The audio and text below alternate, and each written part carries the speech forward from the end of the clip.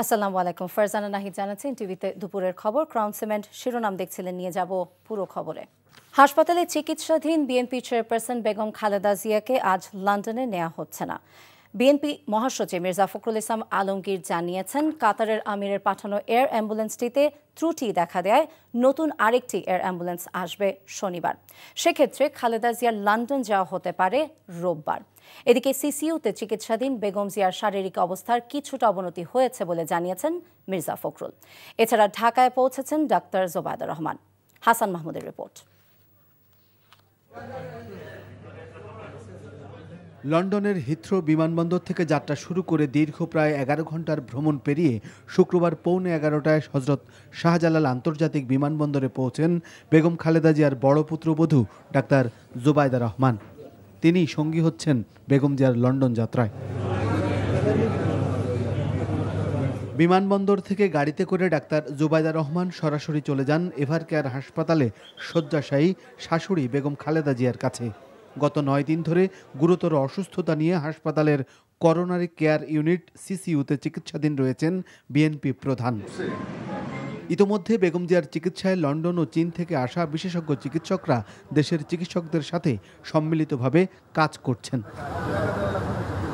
এদিকে কাতারের আমিরের পাঠানো যে রয়্যাল অ্যাম্বুলেন্সে করে বেগম জিয়াকে লন্ডনে নেয়ার কথা, তাতে দেখা দিয়েছে কারিগরি ত্রুটি। নতুন একটি এয়ার অ্যাম্বুলেন্স শুক্রবার নয়, ঢাকায় পৌঁছাতে পারে শনিবার। সেক্ষেত্রে বেগম জিয়ার লন্ডনে চিকিৎসা নিতে যাবার বিষয়টি পিছিয়ে হতে পারে রবিবার। বিএনপি মহাসচিব জানিয়েছেন, বেগম জিয়ার শারীরিক অবস্থা উপযুক্ত থাকলে চিকিৎসকদের পরামর্শে রোববার হতে পারে তার লন্ডন যাত্রা। পিছিয়েছে তো এখন আপনার ওই এয়ারক্রাফট তো আপনার খারাপের কারণে আমরা ওটা পাচ্ছি না। আমরা একটা নতুন এয়ারক্রাফট ওরা জোগাড় করছে, ওরাই কাতারি। সেটা কথা আছে আগামীকাল আসবে, 6 তারিখে এসে 7 তারিখে ফ্লাই করবে। কিন্তু ম্যাডামের শরীর ভালো না, তো এই জন্য ম্যাডামের আবার আজকে একটা প্রসিজার হবে। 7 তারিখে সকালের দিকে হতে পারে আর কি। তার শারীরিক অবস্থা কালকে খারাপ হয়ে গিয়েছিল একটু। বিএনপি চেয়ারপারসন বেগম খালেদা জিয়ার লন্ডনে চিকিৎসা নিতে যাওয়ার এই যাত্রায় অন্যান্য সঙ্গীদের সাথে এবার যুক্ত থাকবেন তার বড় পুত্রবধূ ডাক্তার জোবায়দা রহমানও। এদিকে বেগম জিয়ার জন্য দেশ জুড়ে চলছে প্রার্থনা। Hasan Mahmud, NTV news, Dhaka. এদিকে এভারকেয়ার হাসপাতালে পৌঁছে সিসিইউতে চিকিৎসাধীন থাকা শাশুড়ি বেগম খালেদা জিয়ার চিকিৎসার খোঁজ নিয়েছেন ডাক্তার জোবায়দা রহমান। গত 1 সপ্তাহেরও বেশি সময় ধরে হাসপাতালে চিকিৎসা নিচ্ছেন বেগম খালেদা জিয়া। হাসপাতালে পৌঁছে সিসিইউতে বেগম জিয়াকে দেখেছেন ডাক্তার জোবায়দা। দেশের চিকিৎসক দলের সাথে বেগম জিয়ার চিকিৎসায় ভার্চুয়ালি যুক্ত রয়েছেন বিভিন্ন দেশের চিকিৎসকরাও। এছাড়া বেগম জিয়ার চিকিৎসার জন্য লন্ডন থেকে আসা বিশেষজ্ঞ চিকিৎসক ডাক্তার রিচার্ড বিলি এবং চীনের চিকিৎসক দল কাজ করছেন। বেগম জিয়ার চিকিৎসায় নিয়োজিত দেশি বিদেশি চিকিৎসকদের কাছ থেকে তার সর্বশেষ শারীরিক অবস্থার বিস্তারিত খোঁজ নিয়েছেন ডাক্তার জোবায়দা রহমান। এর আগে বিমানবন্দর থেকে সড়ক পথে গাড়ি বহর নিয়ে দুপুর 12টার কিছু সময় আগে হাসপাতালে পৌঁছান তিনি। প্রায় 17 বছর পর গত মে মাসে একবার বেগম খালেদা জিয়ার সঙ্গে দেশে এসেছিলেন doctor Zubaida. BNP chairperson Begum Khaleda জিয়ার অসুস্থতা থেকে সুস্থতার জন্য মসজিদ, মন্দির, গির্জা এবং প্যাগোডায় দোয়া এবং প্রার্থনার আয়োজন করা হয়। জাতীয় মসজিদ বায়তুল মোকাররম, পল্টনে বিএনপির দলীয় কার্যালয় বা জুম্মা খালেদা জিয়ার রোগ মুক্তি কামনায় মিলাদ এবং দোয়া মাহফিলের আয়োজন করা হয়। এ সময় উপস্থিত দলীয় নেতাকর্মী এবং সাধারণ মুসল্লিরা দোয়ায় অংশগ্রহণ করে খালেদা জিয়ার জন্য দোয়া করেন। মোনাজাতে অংশ নেন বিএনপি মহাসচিব মির্জা ফখরুল ইসলাম আলমগীর সহ কেন্দ্রীয় নেতারা। বিএনপি মহাসচিব জানান, দলের চেয়ারপারসনের রোগ মুক্তির কামনায় সারা দেশের মানুষ দোয়া এবং প্রার্থনা করছেন। শুক্রবার সারা দেশের মসজিদ, মন্দির, প্যাগোডায় এবং গির্জায় বিশেষ দোয়া, মোনাজাত এবং প্রার্থনার আয়োজন করতে অন্তর্বর্তী সরকারের পক্ষ থেকে আহ্বান জানানো হয়।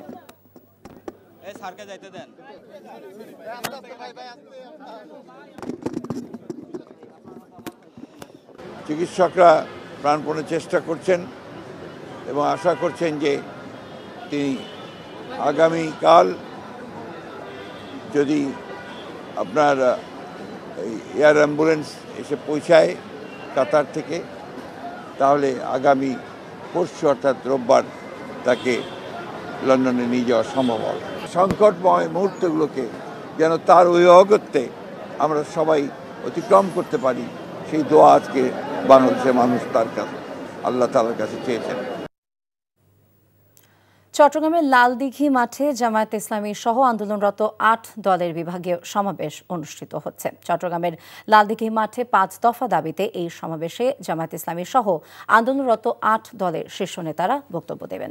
সমাবেশ বিকেলে অনুষ্ঠিত হবার কথা থাকলেও সকাল থেকে বিভিন্ন জেলা থেকে মিছিল নিয়ে লালদিঘির মাঠ কানায় কানায় পূর্ণ হয়ে যায়। কর্মীরা দলীয় প্রতীক সহ ব্যানার ও ফেস্টুন নিয়ে যোগ দেয় এই সমাবেশে। একই মাঠে জুম্মার নামাজ আদায়ের পর আনুষ্ঠানিকভাবে শুরু হয় সমাবেশ। ইসলামী আন্দোলন বাংলাদেশের আমির মুফতি সৈয়দ মোহাম্মদ ফয়জুল করিমের সভাপতিত্বে প্রধান অতিথি জামায়াতে ইসলামীর আমির ডাক্তার শফিকুর রহমান। সমাবেশে বক্তব্য রাখবেন বাংলাদেশ খেলাফত মজলিসের আমির মাওলানা মামুনুল হক।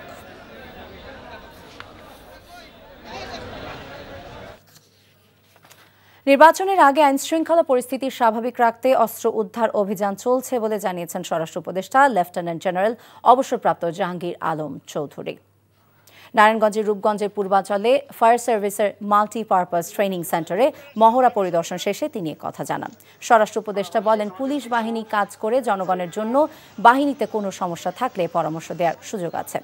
দেশের দুর্যোগ মোকাবেলা, দুর্ঘটনা প্রতিরোধ এবং মানবিক সংকটে স্বেচ্ছাসেবকদের ভূমিকায় জাতিকে এগিয়ে নিয়ে যায় বলেও মন্তব্য করেন তিনি। রাজধানীর বাজারে শীতকালীন সবজির দামের উত্তাপ বেশ খানিকটা কমলেও বেড়েছে পেঁয়াজ ও সয়াবিন তেলের।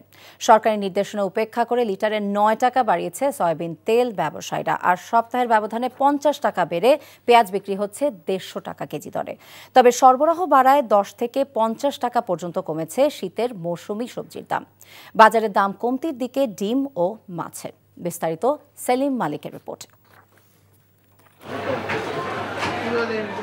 সয়াবিন তেলের দাম বাড়ানো নিয়ে তেলিস্মাতি কাণ্ড ঘটালেন সরবরাহকারী কোম্পানিগুলো। গত ১০ নভেম্বর লিটারে ৯ টাকা দাম বাড়াতে সরকারকে প্রস্তাব দেয় তারা। সরকার তা মেনে না নিলে খুচরা বিক্রেতাদের কমিশন কমিয়ে দেওয়া হয়। প্রায় ১ মাসেরও কম সময়ে এবার সরকারের অনুমোদন ছাড়াই দাম বাড়ালো কোম্পানিগুলো। যেটা ছাড় দিত, ছাড়টা উঠে দিয়ে আপনি কার্টন প্রতি বাড়াই দিছিল। এখন তারা ডাইরেক্টলি বাড়াই দিচ্ছে ৯ টাকা লিটারে। আগে যেমন আপনার ১০০ ছিল, ৭৯ টাকা ছিল, এখন হচ্ছে ১৯৮ টাকা। একটা সিন্ডিকেট করে গরিব মানুষের মানে আমরা যারা আছি তেল খাওয়ান লাগে, আমরা যারা তা করে হইলো বিপদ হন। এদিকে পেঁয়াজের সংকট হবে না এমন আশ্বাসে বাণিজ্য মন্ত্রণালয়কে আমদানিতে নিরুৎসাহিত করে কৃষি মন্ত্রণালয়। তারপরও বাড়ল দাম। ৩ দিনের ব্যবধানে বেড়েছে ৫০ টাকা। বুধবারেও গেছে ১০০ টাকা, ১০২ টাকা। বৃহস্পতিবারেও ১১০, ১৫, ২০ বাজার। আজকে পেঁয়াজ পাইকারি চাইতেছে ১৪০। পুরাতন পেঁয়াজ শেষ, এখন নতুন পেঁয়াজ। কাতি মাসে একটা বৃষ্টি হয়েছে, বৃষ্টির কারণে আসতে একটু দেরি হয়ে গেছে। না হলে এতদিন আমরা নতুন পেঁয়াজ অ্যাভেলেবেল বিক্রি করি। এদিকে বাজার ভরপুর শীতের মৌসুমি সবজি। ফুল, পাতাকপি ও শিমসহ প্রায় সব ধরনের সবজির দাম কমেছে ৫০ টাকা পর্যন্ত। গেছের সপ্তাহে আলু ছিল ১২০ থেকে ১৩০ টাকা, এই সপ্তাহে ৫০ থেকে ৬০-৭০ টাকার ভিতরে। ফুলকপি ৩০ থেকে ২৫-৩০ টাকার ভিতরে আসছে। সিম কিছু কিছু আইটেমের সিম আসছে ১০০ টাকা, ৯০ টাকা, ৮০ টাকা চলতেছে। এই সপ্তাহে ফুলকপি বেচে ৪০ টাকা পিস, বাঁধাকপি বলতেছি ৪০ টাকা পিস। দাম কমতির দিকে ডিমের। লাল ও সাদা ডিমের দাম কমেছে ডজনে ১০ টাকা। এখন লালটা বিক্রি হচ্ছে ১১৫ টাকা, ১২০ টাকা, সাদাটা বিক্রি হচ্ছে ১০৫ থেকে ১১০ টাকা। বাজারে ব্রয়লার মুরগি বিক্রি হচ্ছে ১৭০ টাকা কেজি দরে। গরুর মাংস ৭৫০ আর খাসির মাংস ১২০০। সেলিম মালিক, এনটিভি নিউজ, ঢাকা। আজও দেশের বিভিন্ন স্থানে বিএনপি চেয়ারপারসন বেগম খালেদা জিয়ার সুস্থতা কামনা করে দোয়া মাহফিল হয়েছে। চাঁদপুরের মতলব উত্তরে অর্ধশতাধিক হাফেজের অংশগ্রহণে দোয়া মাহফিল অনুষ্ঠিত হয়। এ সময় চাঁদপুর ২ আসনে বিএনপি প্রার্থী এবং দলের জাতীয় নির্বাহী কমিটির সদস্য ডক্টর মোহাম্মদ জালাল উদ্দিন সহ অন্যরা উপস্থিত ছিলেন।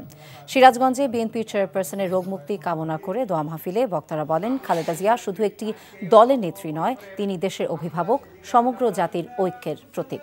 দিনাজপুরের বিরল উপজেলা ছাত্রদলের আয়োজনে দোয়া মাহফিল হয়েছে। এতে বিএনপির কেন্দ্রীয় নেতা এম.এ. জলিল সহ অন্যরা উপস্থিত ছিলেন। এছাড়াও দেশের বিভিন্ন স্থানে বিএনপি চেয়ারপারসন বেগম খালেদা জিয়ার সুস্থতা কামনা করে দোয়া মাহফিল হয়েছে।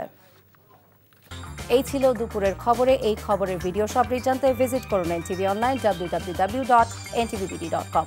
এছাড়া এনটিভি জনপ্রিয় সব অনুষ্ঠান এবং খবরের আপডেট জানতে ভিজিট করুন আমাদের ইউটিউব এবং ভেরিফাইড ফেসবুক পেজ। ৫টায় দেশের খবর দেখার আমন্ত্রণ রইল। সবাইকে ধন্যবাদ।